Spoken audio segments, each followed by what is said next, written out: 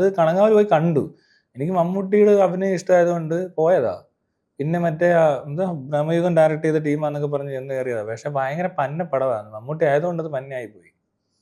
മമ്മൂട്ടി ആയതുകൊണ്ട് മോശമായി പോയി. അല്ലാതെ വേറെ ഏതെങ്കിലും ഡ്രാമയൊന്നും അല്ല, പുതിയൊരു ആളെ ഇറക്കി ആ ക്യാരക്ടർ കുറച്ചുകൂടെ ഭംഗിയായിട്ട് ചെയ്യാന്ന്. പക്ഷെ മമ്മൂട്ടിക്ക് അവാർഡ് കിട്ടിയതാണ്, അത്രയും പോപ്പുലർ ആയിട്ടുള്ള നടനാണ്. അതുകൊണ്ട് കാര്യമില്ല. മമ്മൂട്ടിക്ക് ചെയ്യാൻ പറ്റാത്ത റോളാ പുള്ളി ചെയ്തത്.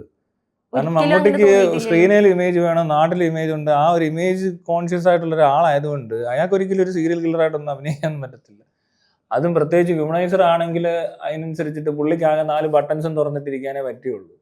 അതൊക്കെ എന്ത് പോരായ്മ എന്നറിയാം. സിനിമ ഭയങ്കര വൃത്തികെട്ടൊരു സിനിമ. ഞാൻ ഇടയ്ക്ക് ഇങ്ങനെ തൂങ്ങിപ്പോയി ഇത് കണ്ടിട്ട്. എല്ലാവർക്കും ഇഷ്ടപ്പെട്ടെന്നൊക്കെ പറയുന്നുണ്ട്. അതിനകത്ത് പാട്ട് നല്ലതാ, ഭയങ്കര നല്ല പാട്ടുണ്ടാകും. അല്ലാതെ ഒന്നും കൊള്ളത്തില്ല. വേറെ കാസ്റ്റിംഗ് ആണ് ഏറ്റവും മോശം. വിനായകനും കൊള്ളത്തില്ല എന്ന്, മമ്മൂട്ടിയും കൊള്ളത്തില്ല. പിന്നെ കുറെ പെണ്ണുങ്ങൾ അതുവഴിയൊക്കെ വന്ന് പോകുന്നുണ്ട്, ആരാന്ന് പോലും അറിയത്തില്ല. പക്ഷെ ഞാൻ ആദ്യമായിട്ട് ഒരാൾ ഇങ്ങനെ അഭിപ്രായം പറയുന്നത്. ഞാനത് ഒരുപാട് വീഡിയോ ഇട്ട് അതിനെ പറ്റി നല്ല രീതിയിൽ പറഞ്ഞിട്ടുണ്ട്. അതിന് ഒത്തിരി കുഴപ്പമുണ്ട് പടത്തിൽ. അത് മമ്മൂട്ടി ആയതുകൊണ്ട് തന്നെ ആദ്യം തന്നെ പോയി.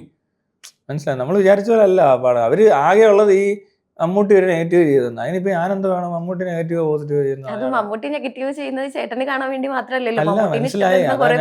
അതൊരു വെറൈറ്റി ആണെന്ന് പറഞ്ഞാൽ സിനിമയൊന്നും എൻജോയ് ചെയ്യാൻ പറ്റിയില്ലെന്നാ പറഞ്ഞു.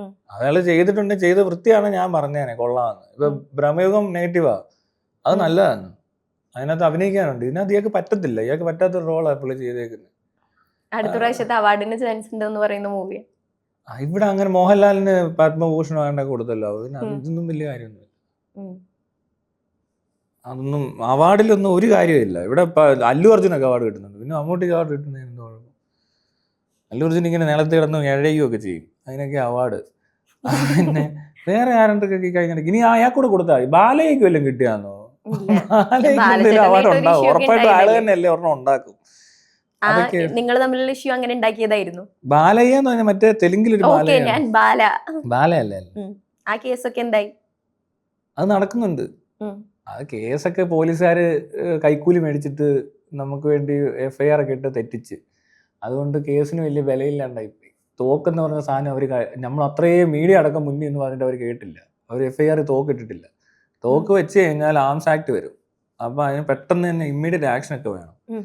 അല്ലാതെ ചുമ്മാതെ 3 ദിവസം കഴിഞ്ഞ് തോക്കുണ്ടോ എന്ന് ചോദിച്ച കണക്കല്ല. അത് പോലീസുകാർ കൈക്കൂലി മേടിച്ചിട്ട് മാറ്റിയതാണ്. അല്ലാതെ വേറെ ഇൻഫ്ലുവൻസ് ബാലയ്ക്കില്ല.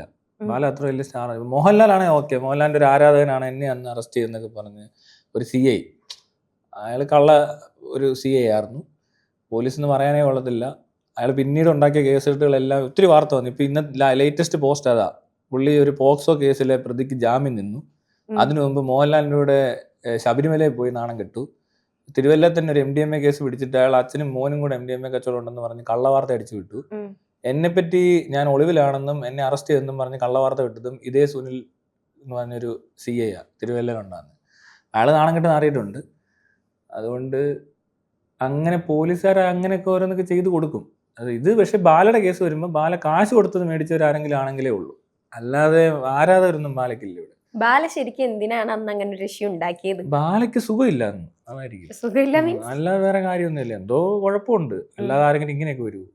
ഏതെങ്കിലും ബോധവും വെളിവുള്ള മനുഷ്യർ ചെയ്യുന്ന പണിയല്ലല്ലോ. അവൻ ചിലപ്പോൾ തമിഴ്നാട്ടിലൊക്കെ ഇതൊക്കെ നടക്കുമായിരിക്കും.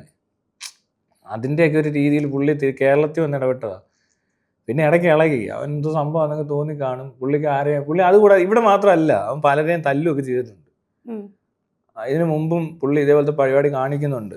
അത് പിന്നീട് എൽസവത്തിന്റെ ഒക്കെ ഇഷ്യൂ, മറ്റേ ബാലയുടെ കൊച്ചു വന്ന് വീഡിയോ ഇട്ട സമയത്ത് പലരും വന്ന് പറയുന്നുണ്ട്, ഒരുത്തൻ കർണക്കുറ്റി അടിച്ചു പൊട്ടിച്ചു, അതാക്കി ഇതാക്കി എന്ന് പറഞ്ഞിട്ട് ഒരാൾ വന്ന് പറയുന്നുണ്ട്.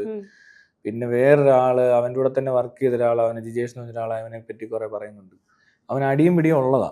അവൻ ഒത്തിരി അടുത്ത് നിന്ന് അടി കൊടുക്കുന്നുണ്ട്, മേടിക്കുന്നുണ്ട്. അപ്പൊ അതൊരു സ്ഥിരം പരിപാടിയാണ്. പിന്നെ എപ്പോഴെങ്കിലും ബാലയായിട്ട് സംസാരിച്ചിട്ടുണ്ടായിരുന്നു? ബാലയായിട്ട് സംസാരിച്ചിട്ടേ ഇല്ല, ഇതുവരെ സംസാരിച്ചിട്ടില്ല. അന്ന് ഒരു പ്രാവശ്യം ഫോൺ വിളിച്ചപ്പോ എന്നെ അല്ല വിളിച്ചത്, അവൻ ആരെയോ വിളിച്ചു. അപ്പൊ ഞാനിത് അറ്റൻഡ് ചെയ്തു. ആറാട്ടണ്ണനെയാണോ? ആറാട്ടണ്ണല്ല, എനിക്കൊന്ന് മാക്കിനെ ആണ്ട് വിളിച്ചപ്പോ ഞാൻ അറ്റൻഡ് ചെയ്ത്. അപ്പൊ അവനിങ്ങനെ എന്തോ പറയുന്നു, എന്തോ എന്തോന്നൊക്കെ ചോദിച്ചിട്ട് വെച്ച് ഞാനത് കേൾക്കാൻ നിന്നില്ല. അപ്പോഴത്തേന് പോലീസുകാർ വന്നിട്ടുണ്ടായിരുന്നു അവിടെ. അപ്പൊ അത് പോലീസ് സ്റ്റേഷൻ അങ്ങനെയൊക്കെ പോയി. പക്ഷെ പോലീസുകാർ അവിടെ കള്ളത്തര കാണിച്ചത്. നമുക്ക് ഒരു 10, 11, 12 മണി വരെയൊക്കെ അവിടെ വെറുതെ പിടിച്ചിരുത്തിയിട്ട് 4 മണി 3 മണിക്കാണ്ട് അവർ FIR ഇടുന്നു. അപ്പൊ തന്നെ എന്തിനും കിട്ടിക്കാണും കിട്ടേണ്ടവർക്ക്. എന്നിട്ട് അവരതിനകത്തുനിന്ന് ഈ കേസിലെ ഏറ്റവും പ്രധാനപ്പെട്ട സാധനം ഒഴിവാക്കി, തോക്ക്.